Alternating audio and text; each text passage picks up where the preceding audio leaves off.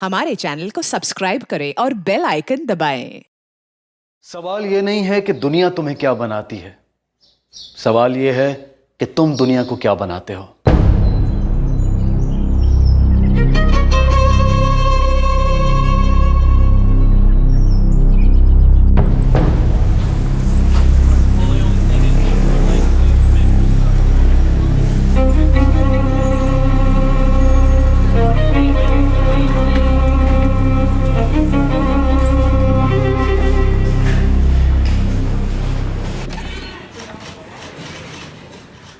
कहाँ है वो? मुझे देखना है उसे। योगेश, रहने दो, हम अपना काम कर रहे हैं। मुझे एक बार मिलना है उन लोगों से, प्लीज एक बार मुझे मिलने दो। देखो योगेश, वो दोनों इस वक्त कानून की हिरासत में है। अब कानून अपने हिसाब से निपटेगा उनसे। एक बार मुझे उनसे निपटना है। प्लीज सर, मुझे एक चांस दो, मुझे उनसे पूछताछ करनी है। वो दोनों सिर्फ मौर है, असली मुजरिम कोई और है सर।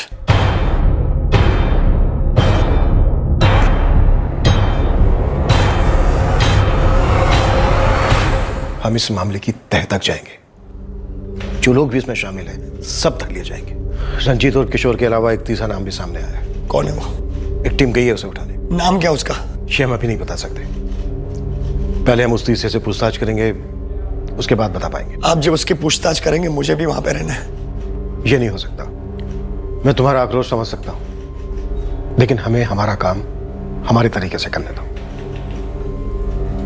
योगेश, खुद से कुछ करने की सोचना भी मत। फैमिली है तुम्हारी, फैमिली के बारे में सोचना। इस वक्त उन्हें तुम्हारी सबसे ज्यादा जरूरत है।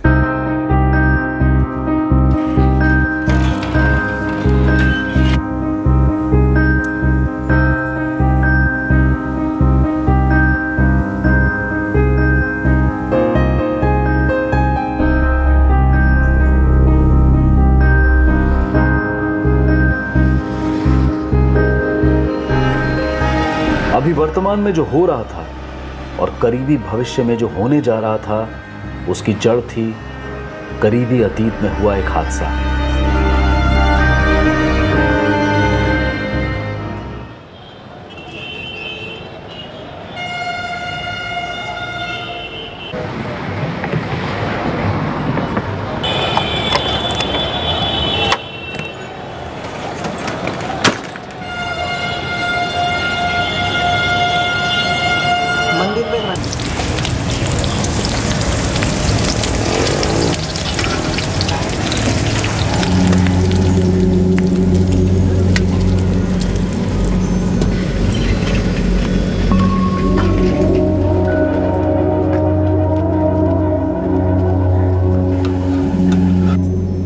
काजल, काजल जल्दी कर। हाँ आई भैया।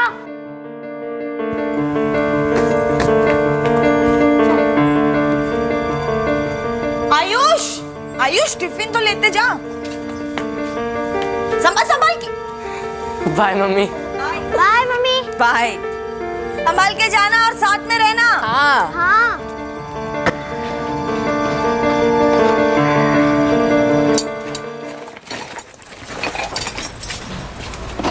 चलो डागर जी, निकलता हूँ।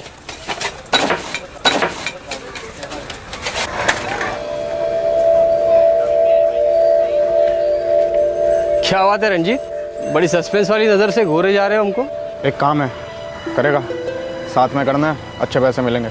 मैं ठहरा प्लम्बर और तू ठहरा भजिया तलने वाला। इसमें तो मुझे कोई पैसे नजर नहीं आ रहे। तू कौन से काम की बात कर रहा है? एक काम, कीमत अच्छी है लेकिन थोड़ा टेंशन वाला है। बोल, होएगा तेरे से? तू काम तो बोल। और है कौन जो हमें इतनी कीमत देगा? कितने पैसे मिले थे? सब दोनों को लाख लाख मिलने वाला था। 10-10 हज़ार एडवांस भी दिया था और 90-90 हज़ार जो बाकी था वो बाद में मिलना था। किसके बाद में? काम के बाद में साथ। तो 1-1 लाख रुपए के लिए तुम लोगों ने ये काम किया। 460। अरे मंजिल जी, पैसे तो लेके जाइए। ये दवाई है कैसे लेनी, मतलब? चाचा, खाना खाया आपने? हाँ खा लिया। ठीक है, तो ये इसमें से एक गोली अभी खाइए आप, ठीक है? ये लीजिए पानी, और ये जो 2 गोली है सुबह, दोपहर और रात को खाना खाने के बाद लगातार 4 दिन तक लेनी है। बेटा ये वो पैसे जो अगले हफ्ते तो। अरे चाचा, पैसे कहाँ भागे जाएंगे? हाँ, आप तबीयत का ख्याल रखिए। योगेश भैया मेरी दवाइयाँ आ गई। सब आ गई है, मैंने अलग से निकाल के रखी है। अब जरा बता भी दीजिए कब कब कौन सी लेनी है। देखिए, ये जो 2 गोली है सुबह नाश्ते के बाद 3 दिन तक लगातार लेनी है। बोलिए सुनील जी, लाइए। 1 सेकेंड सुनील जी। हेलो, हाँ बोलो पार्वती। आयुष अभी तक घर नहीं पहुंचा है कोचिंग क्लासेस से। अरे आता होगा, बस छूट गई होगी। पर अंधेरा हो गया। अंधेरा होने से पहले हमेशा आ जाता है, दूसरी बस पकड़ के आ जाता। उसका मोबाइल भी बंद आ रहा है। अरे तो गेम खेलकर मोबाइल की बैटरी खत्म कर दी होगी ना।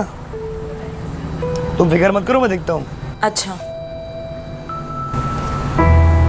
The number you have called is currently switched off.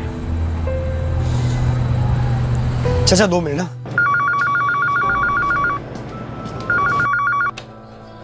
PT coaching classes? Madam, मैं आयुष तिवारी का फादर बात कर रहा हूँ। जी बोलिए सर। आयुष की क्लास अब तक चालू है क्या? नहीं तो 9th स्टैंडर्ड की सारी क्लासेस खत्म हो चुकी हैं और सारे बच्चे घर जा चुके हैं। अभी तो सिर्फ 10th स्टैंडर्ड की क्लासेस ही चल रही हैं। जी ठीक है।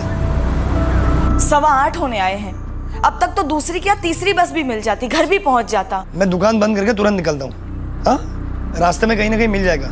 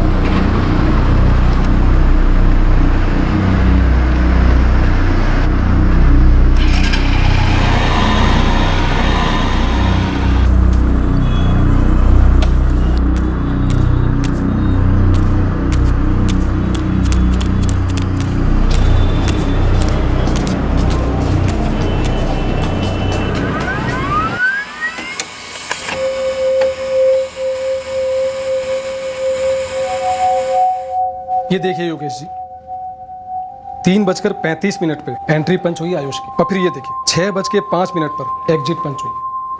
2 क्लासेस थी आज। पहली क्लास 3:45 से शुरू हुई थी, जो करीब 4:45 बजे खत्म हुई, और दूसरी क्लास 4:55 से करीब 6 बजे तक चली थी। पता नहीं फिर क्यों वो घर पर लौटा नहीं अब तक। मोबाइल भी बंद आ रहा है उसका। हो सकता है किसी फ्रेंड के यहाँ चला गया हो। नहीं पार्वती, स्कूल के दोस्त नहीं, ट्यूशन क्लासेस के दोस्त, जिसके घर पे आयुष जा सकता है। वो चेक किए? हाँ किया ना। 2 दोस्त हैं, अमित और रूपेश, दोनों से बात हुई। अमित और आयुष तो एक ही बस में घर आते हैं। तो क्या बोला अमित? उसने कहा आयुष आज बस स्टैंड तक आया ही नहीं। तो कहाँ गया होगा? उसने बताया नहीं अंकल। हम बस क्लास से निकले और मैं बस स्टॉप की तरफ चला गया। कल का ज्योमेट्री टेस्ट प्रिपेयर हो गया? नहीं यार, मेरा हो गया। घर पे आके करना पड़ेगा। चल बाय बाय, मैं जाता हूँ। चल बाय। तुमने पूछा नहीं आयुष को कि कहाँ जा रहे हो? तुम दोनों रोज साथ में आते जाते हो ना? नहीं अंकल, हमेशा हम साथ में नहीं लौटते। ज्यादातर तो आयुष नथुदा स्टॉप से बस लेता है। बेटा मैंने वहाँ भी चेक किया लेकिन कहीं नहीं मिला। भाई साहब, आपने दूसरे बच्चों के घर पर चेक किया क्या? मम्मी, आयुष की मम्मी के फ़ोन के बाद मैंने हमारे क्लास के सारे स्टूडेंट्स को फ़ोन करके पूछा, लेकिन आयुष किसी के पास नहीं था। आ गया होगा।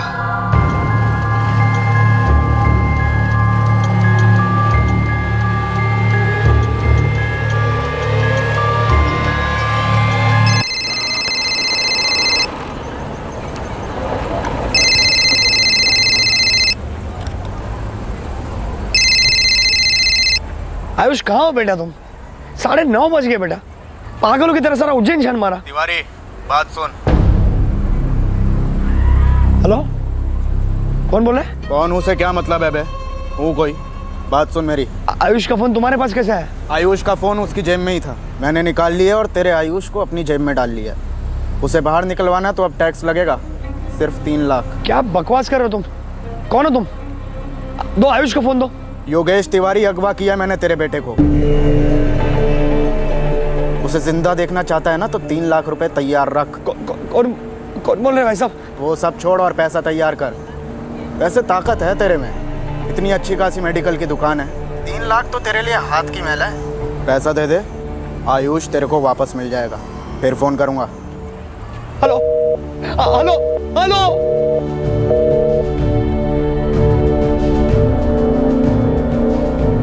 The number you have called is currently switched off. निशाना बड़ी चालाकी से चुना गया था। एक लंबे अरसे तक साधने के बाद तीर एक दिन चुपके से चलाया गया था। इस किडनैपिंग का खेल लंबा नहीं चलने वाला था, लेकिन इस जुर्म की गूंज काफी दूर तक पहुंचने वाली थी। जो हासिल करना था वो था एक तीर से 2 निशाने।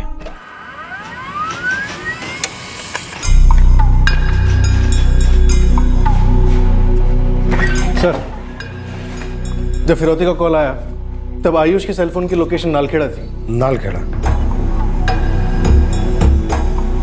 यहाँ से करीब 2.5 घंटे की दूरी पर। नालखेड़ा? लेकिन कैसे?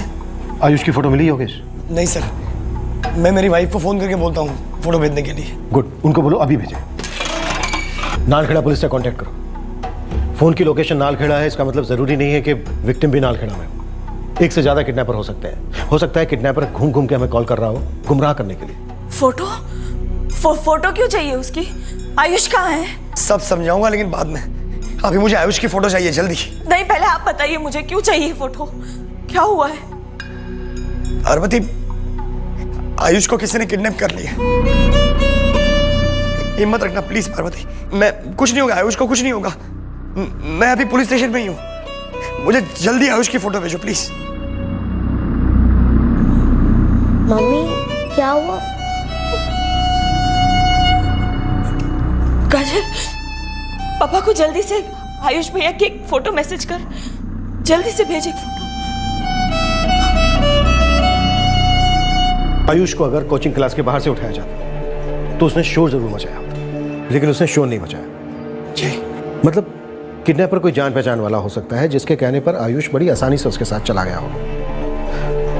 तुम्हें किसी पर शक है योगेश? नहीं सर, शक तो किसी पर नहीं है सर, लेकिन ये कैसे हो सकता है सर?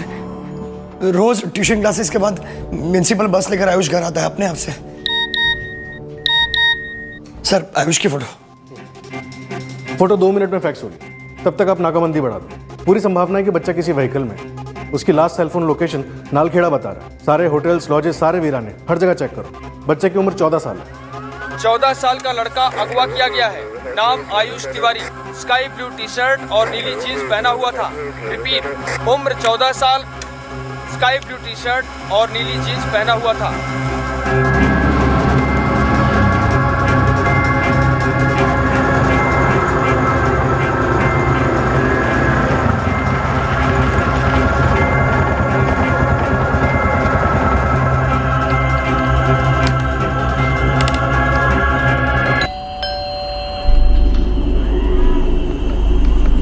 बेटा, हम पुलिस से हैं। मैंने मिसेस तिवारी का फ़ोन मेरे फ़ोन के साथ पैच कर दिया है। सारे कॉल सेंट्रल लाइन से रूट कर दो और कॉल लोकेशंस की लॉग भी चाहिए मुझे। ओके। कौन उठा ले गया मेरे बच्चे को? किसने किया है ये सब? पार्वती जी, फिलहाल हमें बस इतना पता है कि आपका बेटा अगवा हुआ है और फिरौती की मांग हुई है। हमें ये नहीं मालूम कि वो लोग कौन हैं, लेकिन इतना मालूम है कि आपके बेटे को आपके पास लौटाएंगे। कब? जल्दी। वो लोग कभी भी आपके फ़ोन पे कॉल कर सकते हैं, क्योंकि आयुष के साथ साथ आयुष का मोबाइल फ़ोन भी है उनके पास। सर, योगेश जी का फोन सर्वेलेंस पे डाल दिया गया है। नालखेड़ा नाकाबंदी बढ़ा दी गई है, पर अभी तक कुछ हाथ नहीं लगा। मैं तो सोच भी नहीं सकता सर, कोई मेरे साथ ऐसा क्यों करेगा? तुम्हारा किसी के साथ कोई झगड़ा? नहीं सर, पूरा चैतन्य नगर मुझे जानता है। मैं सबको दवाइयाँ भेजता हूँ। थोड़ा दिमाग पर और जोर डाल। तुम्हारी शॉप अच्छी चल रही है जिसकी वजह से फिरौती मांगी गई, पर किडनैपिंग की क्या कोई और वजह हो सकती है? मतलब किसी एम्प्लॉय के साथ कोई झगड़ा? नहीं सर, छोटी सी दुकान है मेरी, मैं अकेले ही धंधा संभालता हूँ, कोई हेल्पर भी नहीं मेरे पास। जैसा कि किडनैपर ने बोला वो फिरौती के लिए तुम्हारा फोन करेगा। हमने तुम्हारे फोन के साथ साथ तुम्हारी वाइफ का फोन भी सर्विलेंस पर डाल दिया है। हमारे 2 आदमी तुम्हारे घर के बाहर पहरा दे रहे हैं इस वक्त। तुम्हारे बेटे आयुष की फोटो और डिटेल्स पूरे जिले में सर्कुलेट हो रही है। तो अब इंसाफ, जब तक कि कोई खबर नहीं आ जाती या किडनैपर का कॉल नहीं आ जाता। देखो योगेश, 11 बज गए हैं, मुझे लगता है इस वक्त तुम्हें घर जानी चाहिए। आपको पता है मेरा बेटा अगवा हुआ है सर। जानता हूं योगेश, लेकिन हम कोई कसर नहीं छोड़ेंगे आपके बेटे को सही सलामत वापस लाने में।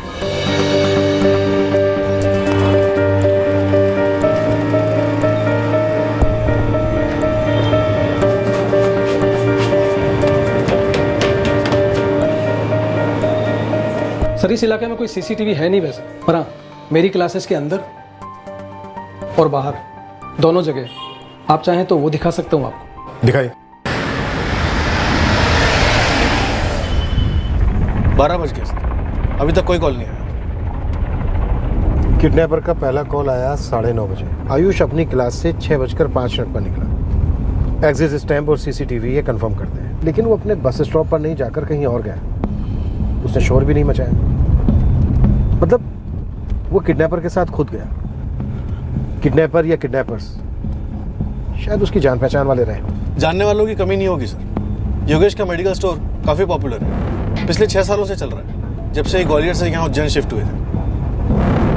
और योगेश का कहना है कि कभी उसकी किसी के साथ कोई दुश्मनी नहीं थी।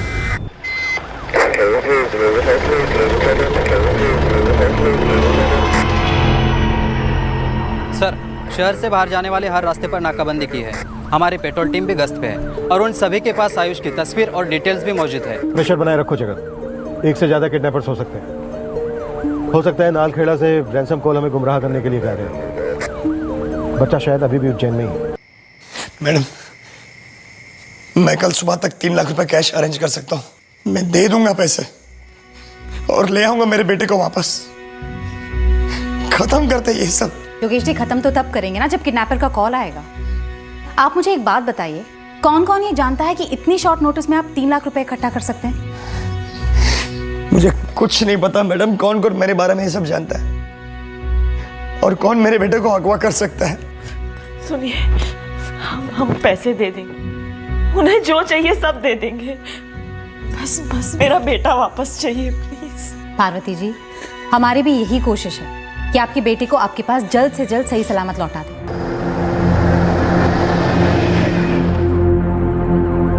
सर, अभी तक कॉल नहीं आया। 6:05 पर आयुष और अमित अपनी क्लास से निकलते हैं और उसके बाद लड़का गायब। पीडी कोचिंग क्लासेस के एरिया में उस वक्त काफी ट्रैफिक होता है, भीड़ भाड़ होती है। इतनी भीड़ में आयुष को किडनैप करना नामुमकिन लगता है। आयुष जरूर किसी जान पहचान वाले के साथ गया होगा। 14 साल के लड़के ने भरोसा किया उस पर। उसी के फोन से रैंसम का कॉल किया गया सर। ये कॉल मुझे परेशान कर रहा है राकेश। क्या ये कॉल वाकई में जेन्युइन कॉल था फिरौती के लिए, या फिर कोई गेम है? और अभी तक कोई दूसरा कॉल भी नहीं आया। एग्जैक्टली। आखिर ये किडनैपर चाहता क्या है?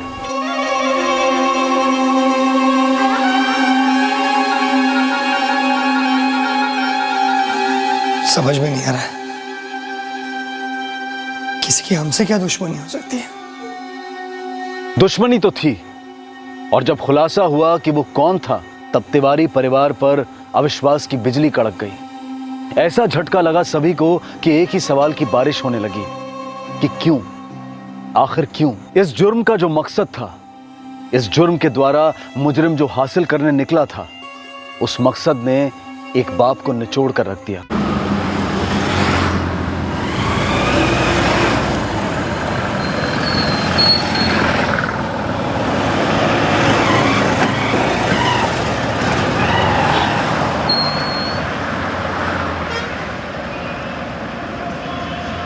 योगेश, योगेश, घर पर सब इंतजार कर रहे हैं तेरा यार। ये काम सिर्फ रंजीत और किशोर का नहीं हो सकता। उनकी मुझसे क्या दुश्मनी हो सकती है?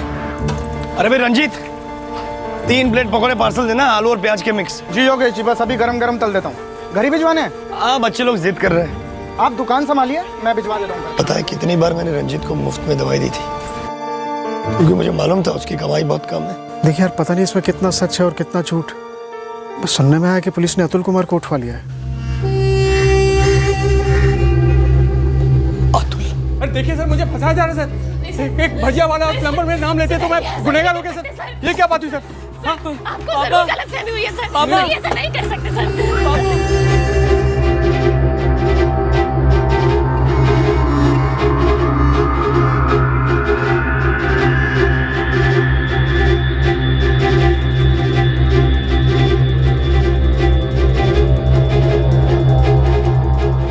साहब ये रंजीत मेरे पास आया था, बोला पैसा मिलेगा, इसीलिए मैं उसके साथ गया। किसके कहने पर क्या? वो एक हफ्ता पहले मेरे पास अतुल कुमार आया था। जिंदगी भर भजिया ही चलते रहेगा रंजीत। अतुल जी कुछ और आता तो करते ना। आप ही बताइए कोई काम हो हमारे लायक। है, तेरे लायक काम है। पैसे बड़े हैं पर काम भी बड़ा है। क्या करना क्या होगा? भजिया नहीं तलना होगा, थोड़ा खतरनाक है। खतरनाक मतलब? कुछ हासिल करना हो जिंदगी में तो खतरों से खेलना पड़ता है। आगे बोलिए। आगे नहीं, मेरे पीछे देख। कौन है वो? ये तो अपने योगेश जी हैं। पहली बात, अपना कोई नहीं होता। दूसरी बात, ये अब योगेश जी नहीं, सोने की मुर्गी है, सिर्फ सोने की मुर्गी। और इस मुर्गी का एक चूजा है, आयुष। भरोसेमंद आदमी चुन ले तो कर दे मेरा काम। दोनों को 1-1 लाख दूंगा। काम मतलब ये योगेश जी के बेटे आयुष को उठाना है, अगवा, किडनैप।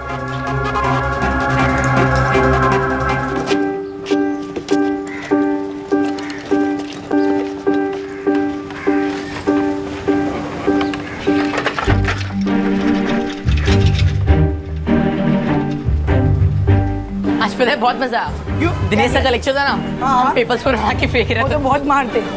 तू कल जल्दी आ जाना। चल बाय। चल बाय।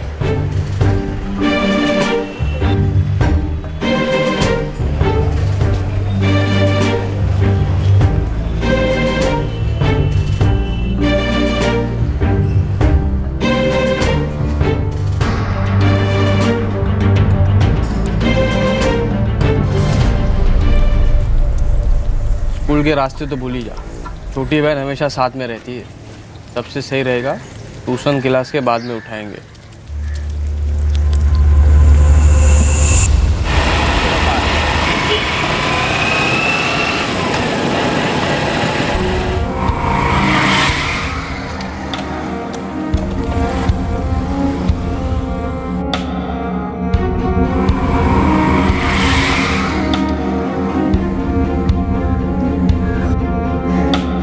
करना पड़ेगा।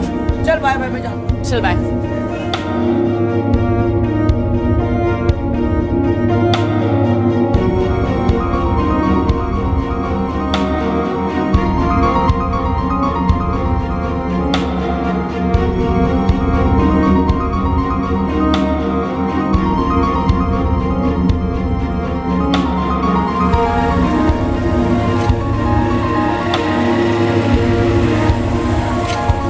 अरे आयुष। अरे रंजीत भैया आप? हाँ, कहाँ? घर की तरफ जा रहा है क्या? हाँ, अभी क्लासेस से छुटा ना। अच्छा तो बैठ जा, मैं छोड़ देता हूँ, वहीं जा रहा हूँ। घर की तरफ? हाँ हाँ ठीक है।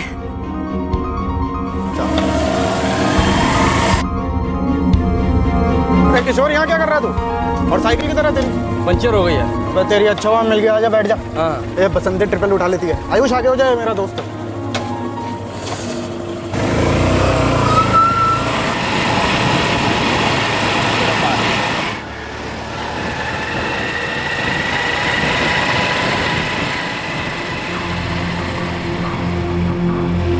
अरे रंजीत भैया, ये हम कहाँ जा रहे हैं? हाँ, वो एक छोटा सा काम है, वो कर लेते हैं, फिर चलते हैं घर की तरफ। भैया एक काम कर, मुझे उतार दो, मम्मी टेंशन में आ जाएगी। मैं बस पकड़ के चला जाऊंगा। अरे बैठे रहे यार, 2 मिनट का काम है, कहाँ रोज पाएंगे ऐसा काम। नहीं भैया, मुझे उतार दो, मुझे देरी हो जाएगी। ये लड़के ज्यादा टैटे मत कर, वरना यहीं गला काट दूंगा तेरा। जाना। रंजीत भैया, बचाओ! चुप चुप चुप बैठ, चुप बैठ।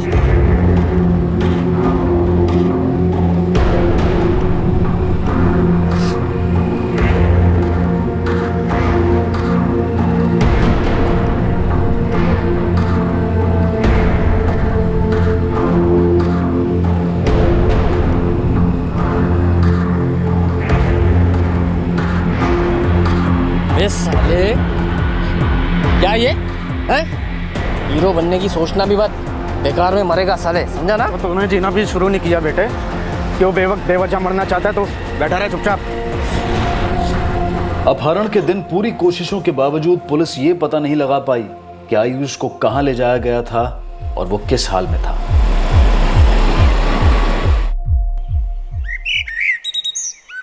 अपहरण के अगले दिन पुलिस पर जबरदस्त दबाव बढ़ने लगा और तिवारी परिवार पर खौफ के घने बादल छाने लगे।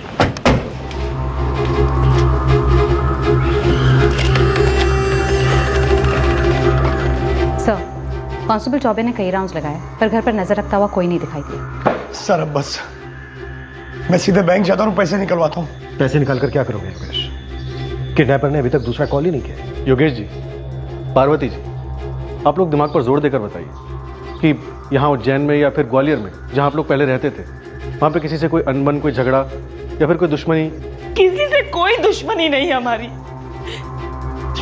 ऐसे कैसे किसी पर भी इल्जाम लगा दे हम लोग?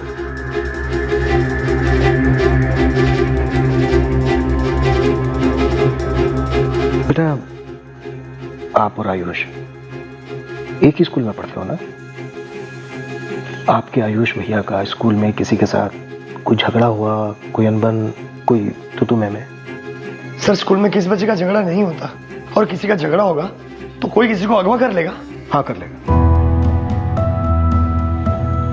आप सोच भी नहीं सकते कितनी छोटी छोटी बातों को लेकर किडनैपिंग हो सकती है। इस वक्त हम एक छोटी सी तू मैमे को भी नजरअंदाज नहीं कर सकते।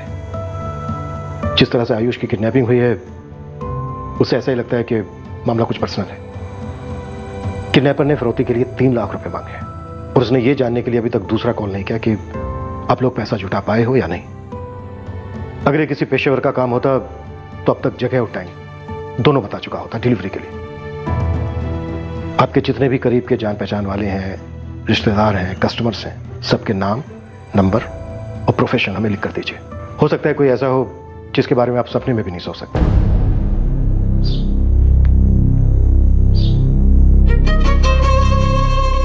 नशक अभी होने वाला था अपने स्टोर के सामने बंद भजिए के स्टॉल पर। नशक तब होने वाला था जब आयुष का पता चलता।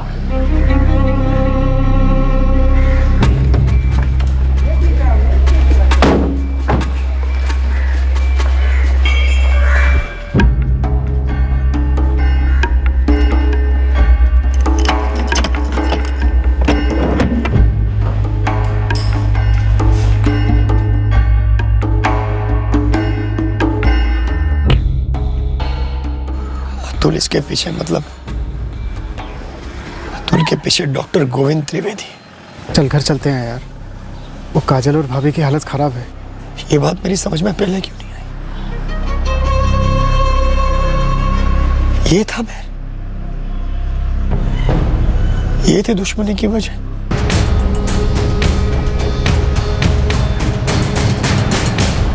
मैडम, बोलने में किसी को योगेश के किसी भी लड़ाई झगड़े की कोई खबर नहीं। और पार्वती तिवारी, उसका कोई मसला या अफेयर या कुछ? नहीं मैडम, ऐसा किसी ने कुछ नहीं कहा। सारे लोग योगेश की बड़ी तारीफ करते हैं। तो फिर बच्ची को अगवा किया क्यों? किसी ना किसी से कोई दुश्मनी जरूर हुई होगी।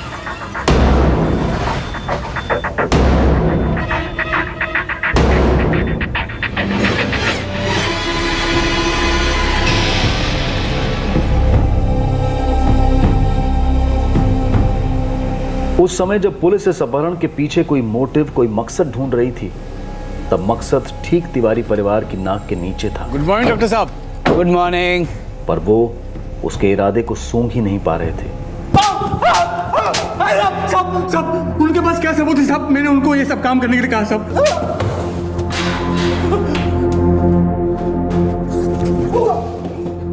क्या बोला था ये? क्या बोला था कि उठा के बस मारना है, 1-1 लाख रुपए मिलेगा? हाँ हाँ सब यही बोला था।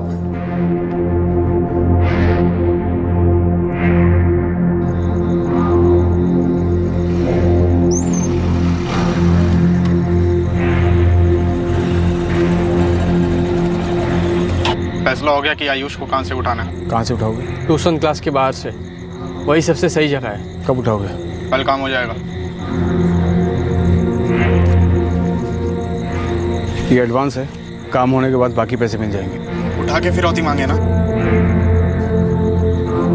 फिरौती से मुझे कोई मतलब नहीं है। आयुष को उठाओ, तुरंत मार दो। फिरौती मांगना है मांगो, मुझे कोई फर्क नहीं पड़ता है।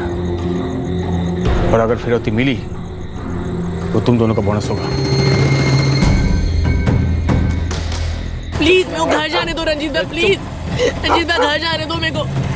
चुप बैठ। छोड़ दो मेरे को रंजीत भाई। उतार उतार, यहीं उतार। रंजीत भाई घर में सब परेशान हो गए। रंजीत भाई जाने दो प्लीज, प्लीज जाने दो, जाने दो, जाने दो, प्लीज जाने दो, प्लीज जाने दो, प्लीज जाने दो मेरे को। चुप चुप।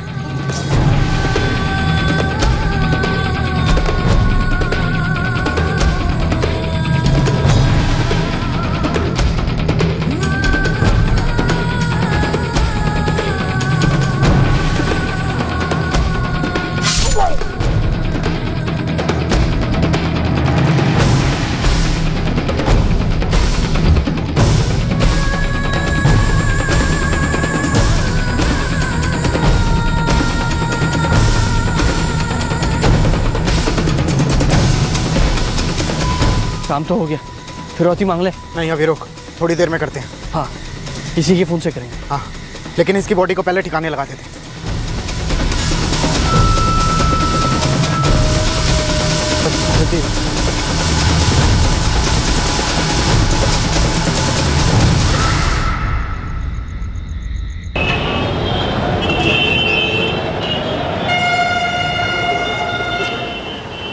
क्या देख रहा है? देख, ये कब मिली तुझे? आज सुबह बाईपास के पास, वो नारायण भाई के खेत के पास जो मैदान है ना, वहाँ पर।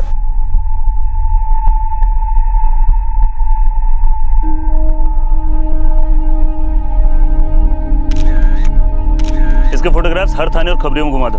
बॉडी पे कोई आइडेंटिफिकेशन मार्क नहीं है, बस ये फोटो ही है काम करने के लिए।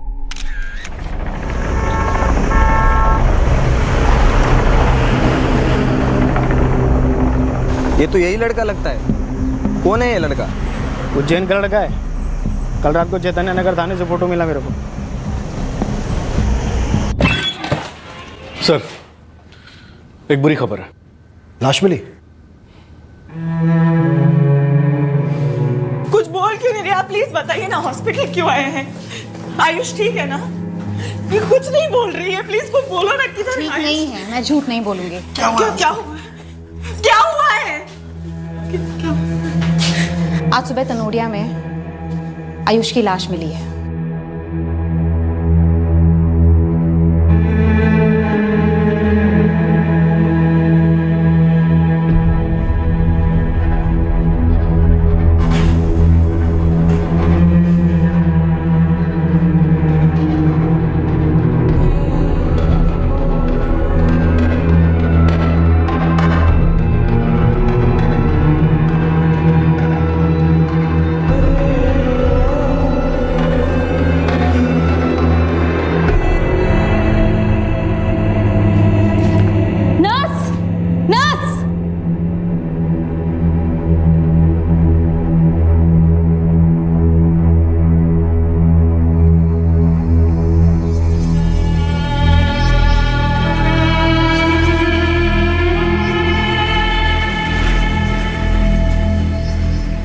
पोस्टमार्टम हो चुका है योगेश। कत्ल कल शाम 7:30 के आसपास हो चुका था। तुम्हें फिरौती के लिए जो कॉल है, आयुष को उससे पहले ही मार डाला गया था। हम पता लगा रहे हैं, वो जो भी है बहुत जल्द हम उसे धर लेंगे।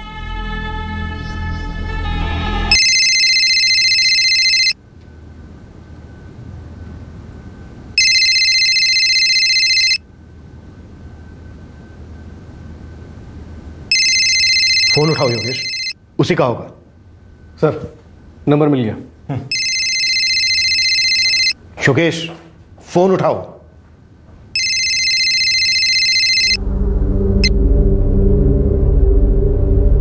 तिवारी, बच्चे को जिंदा देखना है कि नहीं तुझे? जवाब दे बे। कौन बोल रहे हो तुम? मैं जो भी बोल रहा हूँ। तूने 3 लाख तैयार किए कि नहीं? बच्चा जिंदा चाहिए कि नहीं तुझे? हेलो। थोड़ी देर और बात करनी चाहिए थी योगेश।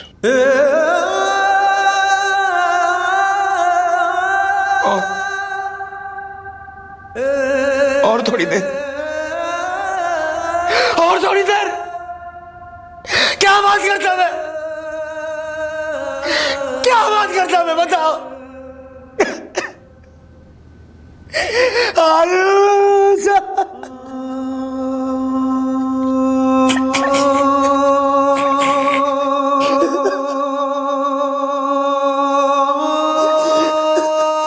चैतन्य नगर से ही कॉल था, 44467898। सिम कार्ड किसी रंजीत चौहान के नाम का है। फ्रेंड्स, रिलेटिव, कस्टमर्स की जो लिस्ट दी थी योगेश ने, उसमें रंजीत चौहान का नाम है? No sir. रंजीत चौहान को जानते हो? रंजीत चौहान?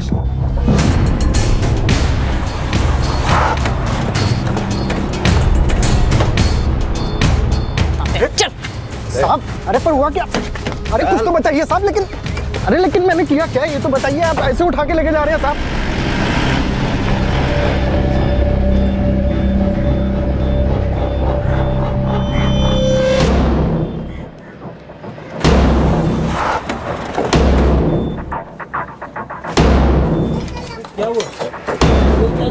क्या हुआ साहब? अरे क्या हुआ? अरे कहाँ लेके जा रहे हो? अरे भाई क्या हुआ? अरे साहब मैंने कुछ नहीं किया साहब। साहब छोड़ दो मुझे। अरे साहब मैं कह रहा हूँ ना।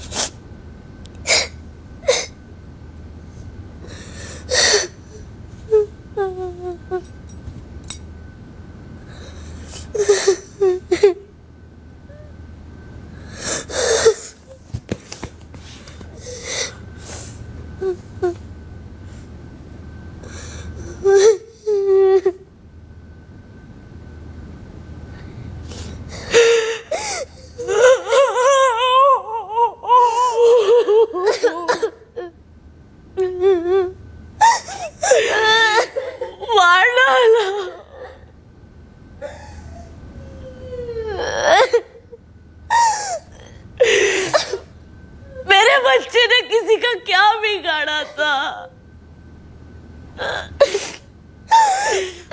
उसको क्यों मार डाला?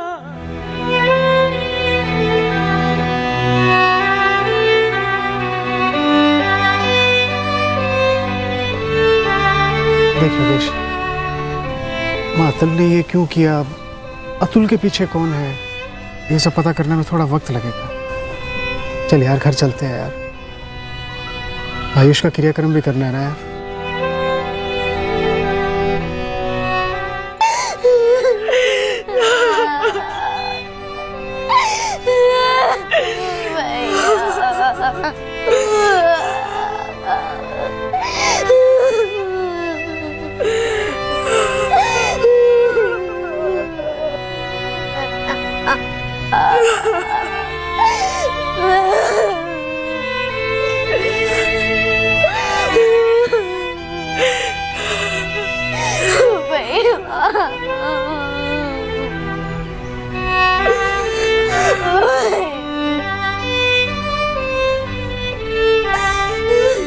योगेश, आयुष को लेके चले अभी।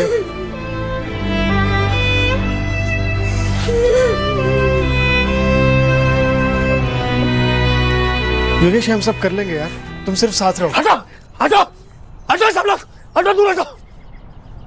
कोई सुना मत मेरे बच्चे को। मुझे किसी की मदद नहीं चाहिए, किसी की मदद नहीं चाहिए मुझे। और मैं अब किसी की मदद नहीं करूंगा, ना दुकान पर, ना घर पर, ना कहीं और। मैं हूं मेरे बेटे के लिए। हटो हटो सब।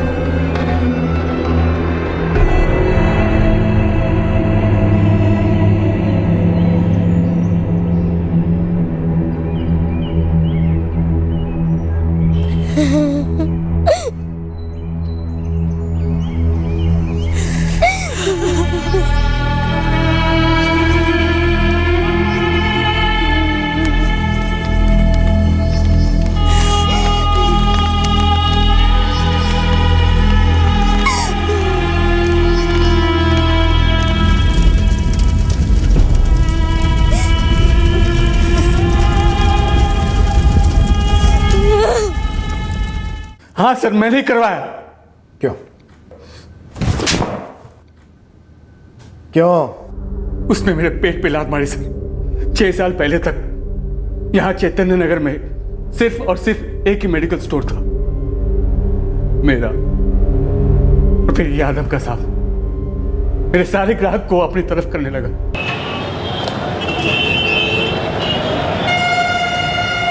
अम्मा जी, ये रही आपकी दवाई, जल्दी से अच्छे हो जाइए, ठीक है? ये लीजिए आपकी। बोलिए राम जी भाई। अरे योगेश भाई, मुझे भी कोई दवाई दे दो। डॉक्टर ने ये दवाई लिख के दी, कुछ फर्क ही नहीं पड़ता। 2 मिनट रुकिए प्लीज। अम्मा जी, एक एक करके मेरे सारे ग्राहकों को पटा कर रखने लगा सर। खुद दवाई प्रिस्क्राइब करके कभी डॉक्टर बनता तो कभी मुफ्त और उधार पर दवाइयाँ देके बड़ा अच्छा बनता सबकी नजर में। जानबूझकर मेरे धंधे को बर्बाद करने पे तुला हुआ था साहब वो। तो तूने उसके 14 साल के बच्चे को मरवा दिया। और मेरा बच्चा भूखा मरता साहब। वो मेरा बिजनेस बर्बाद कर चुका था। मैं कर करा के क्या करता था? खून उबलता था मेरा उसको देखकर।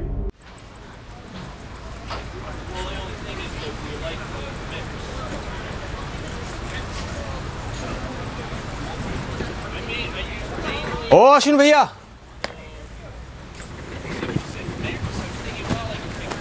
क्या बात है, बहुत मुरझाए हुए लग रहे हो। बहुत तेज बुखार है, डॉक्टर के यहाँ से आ रहा। दिखाइए, पर्ची दिखाइए। अरे नहीं, रहने तो करो, मैं योगेश के यहाँ से दवा ले लूँगा। ये क्या बात कर दी आपने? हाँ, इतने साल से मेरे से दवाई ले रहे हो, ये अचानक योगेश से क्यों?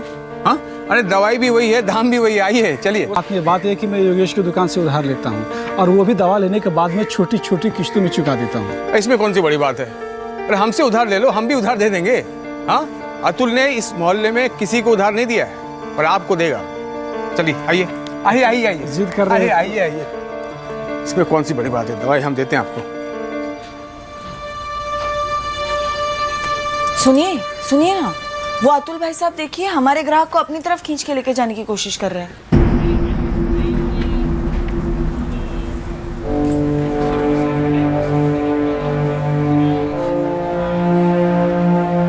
ये क्या तरीका धंधा करने का अतुल जी? अश्विन भाई मेरी दुकान में आ रहे थे ना, आप ऐसे कैसे खींच के लेके गए मेरे ग्राहक को? उल्टा चोर कोतवाल को डांटे। तुम्हारे जितने भी ग्राहक है ना, सबके सब मेरे हुआ करते थे। सबके साथ चुपड़ी चुपड़ी बातें करके अपनी तरफ घुमा लिया तुम। कोई दूध पीता बच्चा नहीं है, सब अपनी मर्जी से आते हैं मेरी दुकान में, क्योंकि मैं अच्छी सर्विस देता हूँ। तुम्हारी तरह नहीं करता हूँ, किसी और के ग्राहक को खींच कर ले जाते अपनी दुकान में चोरी चपाटे से। सामान संभाल के। हाँ, चोर किसको बोला?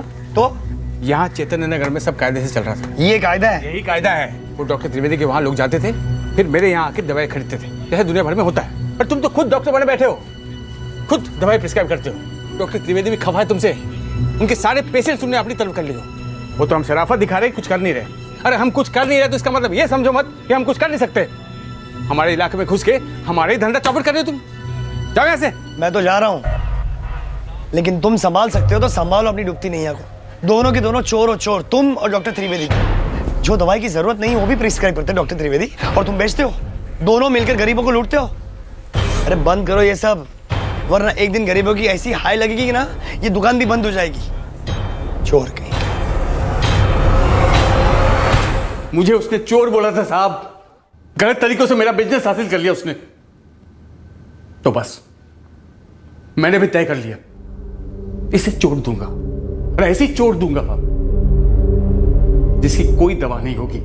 एक 14 साल के बच्चे को मरवाकर तूने चोट दी, अब मैं तुझे बताता हूं चोट क्या होती है।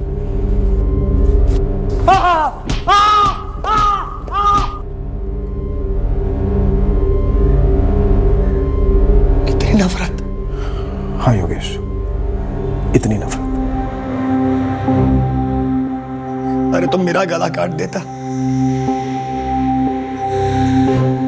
मेरा आयुष ने उसका क्या बिगाड़ा था? कितना अच्छा था मेरा आयुष, पढ़ना चाहता था, डॉक्टर बनना चाहता था वो। मेरा और पार्वती का सब कुछ था आयुष, हमारी आंखों का तारा था वो। तभी तो योगेश, तभी तो।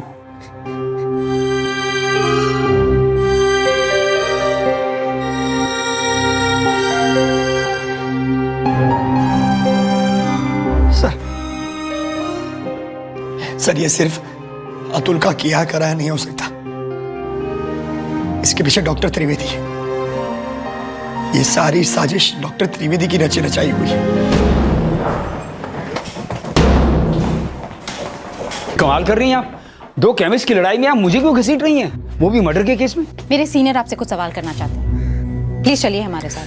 देखिए मैम, आप समझ नहीं रही हैं। अतुल ने जो कुछ भी किया उसकी खबर मुझे या मेरे पिताजी को नहीं थी। और तो और हमें तो ये भी नहीं पता कि योगेश के बेटे का मर्डर हो गया। वो तो खबर आई न्यूज में, तब जाके पता चला। I know it was really very shocking. Doctor साहब, आपका नाम आया है, पूछताछ तो बनती है। मैं मानता हूँ रूल के हिसाब से ठीक नहीं है, पर ये कोई नई बात नहीं है डॉक्टर त्रिवेदी।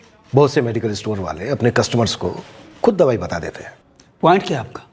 तो पॉइंट ये है डॉक्टर साहब, योगेश भी अपने कस्टमर्स को खुद दवाई बता देता था, तो जाहिर सी बात है आपके पेशेंट कम हो रहे होंगे, और पेशेंट कम होने का मतलब है इनकम कम होना। So what?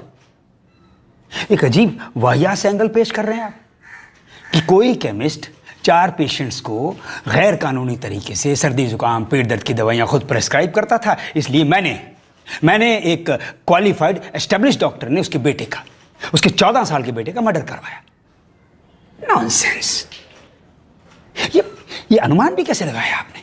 Doctor Trivedi, victim के फादर ने डायरेक्टली आपका नाम लिया है, और उसका कहना यह है कि अतुल के पीछे आप हैं। नहीं, मैं किसी के पीछे नहीं हूं, सबसे आगे हूं मैं।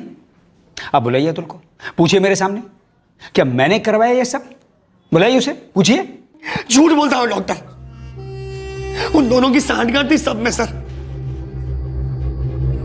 धंधे में भी और मेरे बेटे की हत्या करने में भी। मेरी वजह से उन दोनों का धंधा कम हो गया था। कोई सामने से नहीं बोलेगा, मैं बोलता हूं। डॉक्टर दवाइयां प्रिस्क्राइब करता था और अतुल उसे बेचता था, और जरूर उस दवाई की बिक्री में डॉक्टर का कमीशन ना होगा। मेरी वजह से उन दोनों की मिलीभगत चल नहीं पाई। तुम इस वक्त बहुत दुखी हो, गुस्से में हो, ये मैं अच्छी तरह से समझ सकता हूं, लेकिन ऐसे जोश में आकर हम किसी पर झूठा इल्जाम नहीं लगा सकते। मैं आपको बोलता हूं सर, मुझे पक्का यकीन है ये सब डॉक्टर त्रिवेदी का किया करा है सर। मेरे बेटे का कातिल जितना अतुल है उससे कहीं ज्यादा डॉक्टर त्रिवेदी है, खूनी है वो।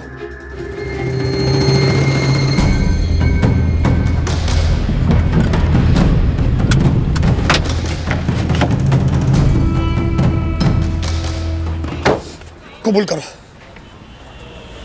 हटो। कबूल करो, तुम में हिम्मत नहीं थी और नहीं अतुल में मेरे धंधे को नुकसान पहुंचाने की। तुम दोनों की बेईमानी का धंधा मेरी ईमानदारी की वजह से चौपट हो चुका था, और इसका बदला तुमने कैसे लिया? मेरे मासूम बेटे का गला काटकर। नॉनसेंस बातें मत करो योगेश, मैं पुलिस में पहले बता चुका हूं, अतुल से मेरा कोई वास्ता नहीं है, समझे? हटो। देखिए योगेश जी, आप अपनी हद पार कर रहे हैं, मेरे पिताजी की इज्जत खराब करके। तुम चाहते हो ना मैं मेरी हद में रहूं, तो बोलो अपने बाप को अपना गुनाह कबूल करें। सबके सामने कबूल करे कि इन्होंने ही मेरे बेटे की हत्या करवाई है। एक भजिया तलने वाले एक प्लम्बर को चंद पैसे क्या दे दिए? तुम्हें क्या लगा तुम्हारा पाप छुप गया, किसी को पता नहीं चलेगा?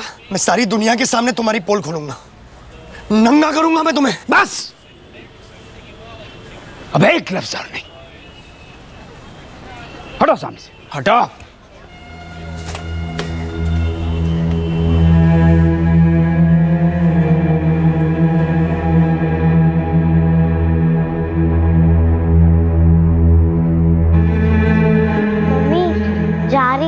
रुको बेटा,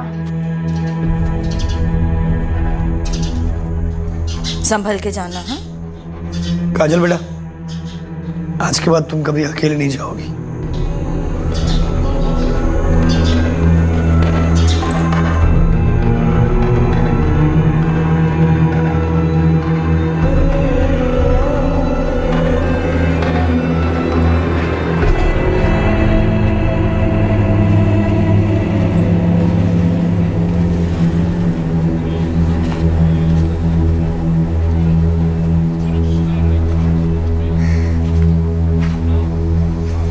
बेटा बस करो, कितनी सजा दोगे खुद को?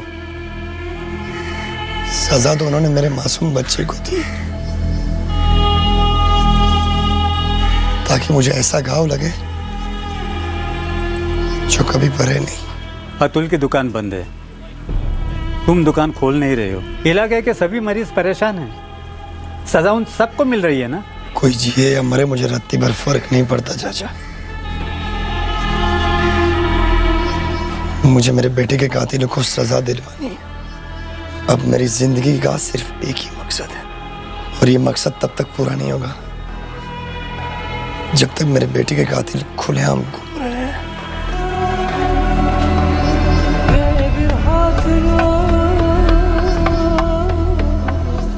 योगेश के अंदर कुछ टूट चुका था।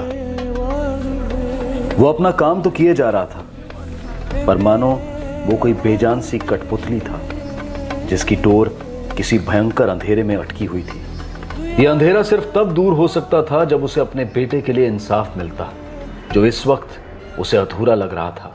सारे आरोपी जुडिशियल कस्टडी में हैं। बहुत जल्द हम चार्जशीट फाइल करने वाले हैं। लेकिन मुख्य आरोपी डॉक्टर त्रिवेदी है, जो अभी भी बाहर है।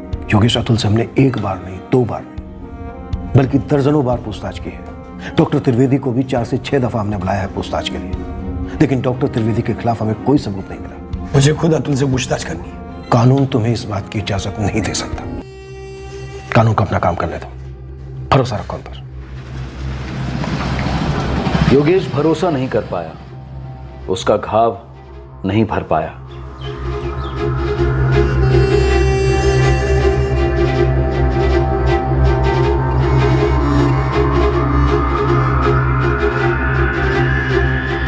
घाव नासूर बन चुका था। योगेश अब उसका इलाज खुद करने पर उतर आया था।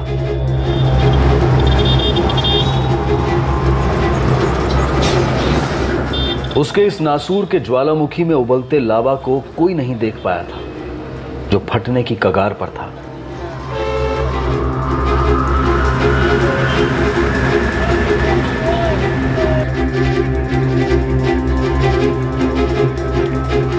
जी, मेरा नाम योगेश तिवारी है।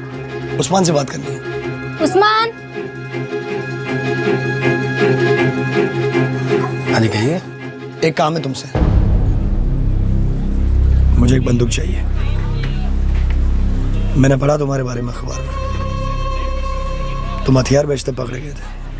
अभी अभी तुम्हारी जमानत हुई है। मुझे कितनी जल्दी हथियार मिल सकते हैं? हथियार या तो पुलिस वालों के हाथ में होते हैं या फिर क्रिमिनल के, और क्रिमिनल तो तुम कहीं से लगते नहीं हो, तो फिर तुम्हें हथियार क्यों चाहिए? बंदूक की जो भी कीमत है तुम्हें मिल जाएगी।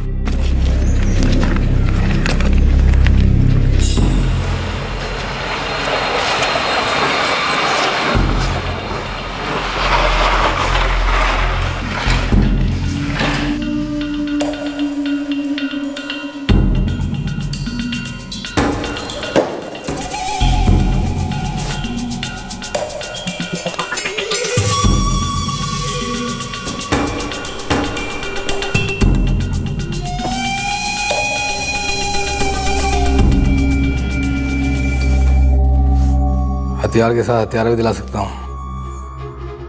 जरूरत नहीं है।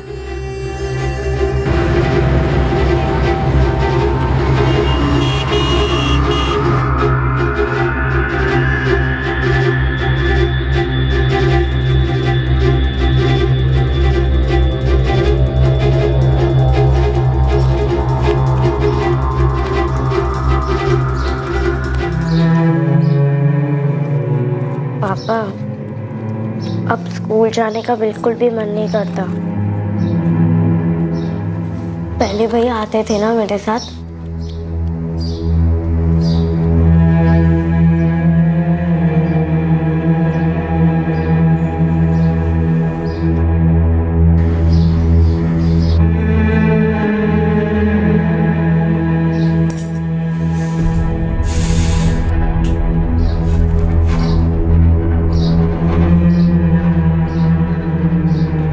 क्या हुआ?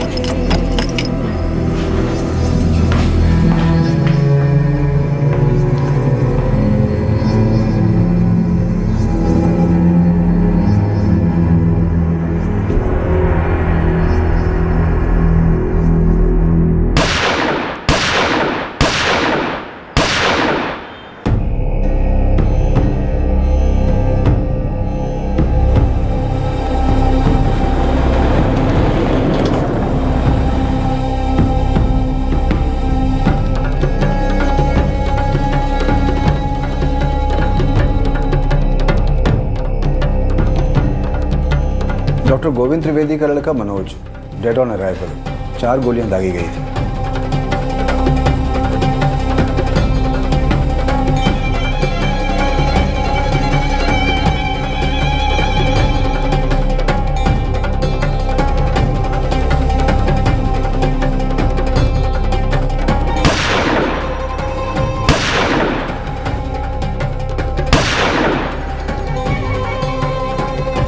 डॉक्टर त्रिवेदी, उन पर गोली नहीं चलाई गई है, उनके सिर पर पिस्टल से मारा गया है।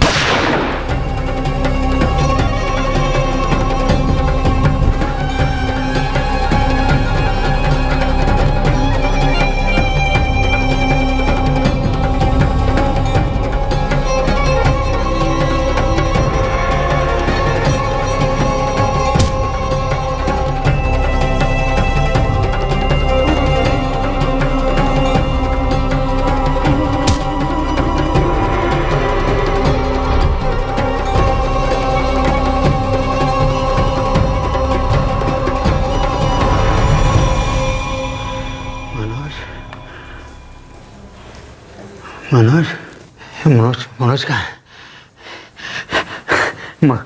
मेरा बेटा मनोज कहाँ है? मनोज कहाँ है? बहुत गोलियां लगी उसको, ऑपरेशन किया उसका, गोलियां निकाली उसकी, हैं? आई एम सॉरी, आपका बेटा डेड ऑन अराइवल था। क्या कह रहे हैं आप? मनोज, मेरा मनोज कहाँ है? हटिए, को बुलाओ। छोड़िए, मनोज कहाँ है? मनोज, डॉक्टर त्रिवेदी, अरे ऑक्सीजन फास्ट। मनोज,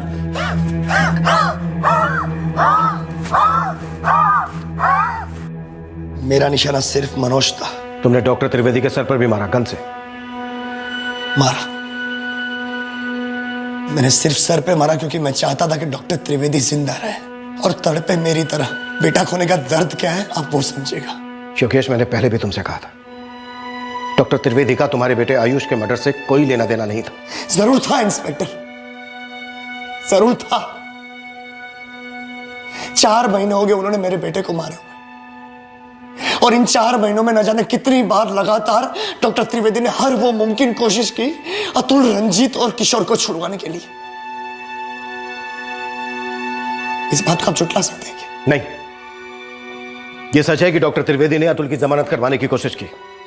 वो सिर्फ इसलिए कि अतुल की दुकान 4 महीने से बंद थी, उसके घर की हालत ठीक नहीं।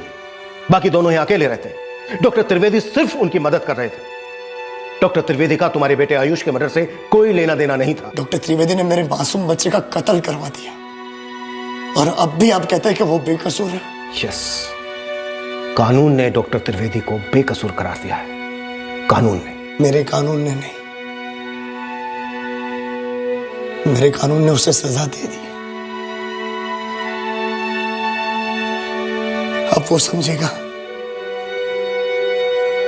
कि बेटा खोने का दर्द क्या होता है। अब उसे वो एहसास होगा। इस देश में एक ही कानून है। जिस तरह तुम्हारे बेटे के कातिलों को सजा मिलेगी, तुमने भी एक कत्ल किया है, उसके कत्ल की सजा तुम्हें भी मिलेगी। अब तुम अपना बेटा खोने के साथ साथ अपनी पत्नी, अपनी बेटी से भी दूर रहने का तरसोगे।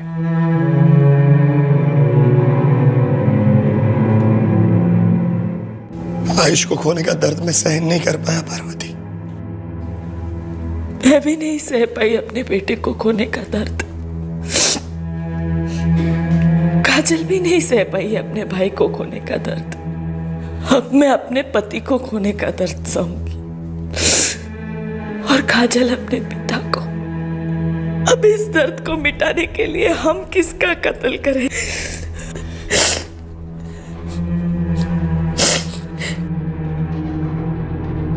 हासिल ना अतुल को कुछ हासिल हुआ और ना ही उसकी फैमिली को। बस दर्द का दायरा बढ़ता गया। योगेश को भी दरअसल कुछ भी हासिल नहीं हुआ, सिवाय इस बात के कि अब उसकी जिंदगी लंबे अरसे तक जेल में कटेगी। डॉक्टर गोविंद त्रिवेदी के खिलाफ पुलिस को अब तक एक सिंगल सुराग नहीं मिला है। अतुल कुमार, रंजीत चौहान, किशोर साहू, इन तीनों के खिलाफ योगेश के बेटे आयुष के अपहरण और उसके कत्ल के लिए चार्जशीट फाइल की गई है। दूसरी ओर योगेश के खिलाफ डॉक्टर त्रिवेदी के बेटे मनोज के कत्ल का केस शुरू होने वाला है। कहते हैं कंपटीशन हेल्दी होना चाहिए, लेकिन यह एक कटु सत्य है कि कंपटीशन हमेशा हेल्दी नहीं रहते। ऊंचाई पर चढ़ते वक्त दूसरों की सीढ़ियां खींचकर अपनी सीढ़ी से जोड़ लेना, यह ना सिर्फ प्रचलित है बल्कि कुछ लोग तो इस विषय में पोस्ट ग्रेजुएशन भी कर डालते हैं। पर एक लकीर होती है कॉमन सेंस और कानून के डर की, जो पार नहीं की जाती, वरना विध्वंस निश्चित होता है। दुनिया किसी के लिए नहीं रुकती, दुनिया ऐसे ही चलती है। अगर मैं ये नहीं करूंगा तो कोई और करेगा, कोई किसी का नहीं होता। ये सब शायद सच है, लेकिन उससे भी बड़ा सच ये है कि ये दुनिया हमसे बनी हुई है। हमारे गुण दुनिया के गुण बन जाते हैं। इसलिए अगर हम सब मिलकर ये सोचें कि हम इस कंपटीशन की अंधी रेस में भाग नहीं लेंगे, तो वो फैसला भी पत्थर की लकीर बन सकता है। ईमानदारी, खुददारी और उसूलों से आज तक कोई बर्बाद नहीं हुआ है, पर बेईमानी और छल कपट से भी कुछ हासिल नहीं हुआ है। इसी विचार के साथ अब मैं अनूप सोनी आपसे विदा लेता हूं। कल रात आपसे फिर मुलाकात होगी सीआईडी के एपिसोड के बाद एक और नए केस के साथ। तब तक सुरक्षित रहें, सतर्क रहकर एक अच्छे नागरिक का फर्ज अदा करें और देखते रहें क्राइम पेट्रोल सतर्क। सबक एक को सीख हम सबको। जय Hind. For more updates, subscribe to our channel, click the show links and enjoy watching the videos.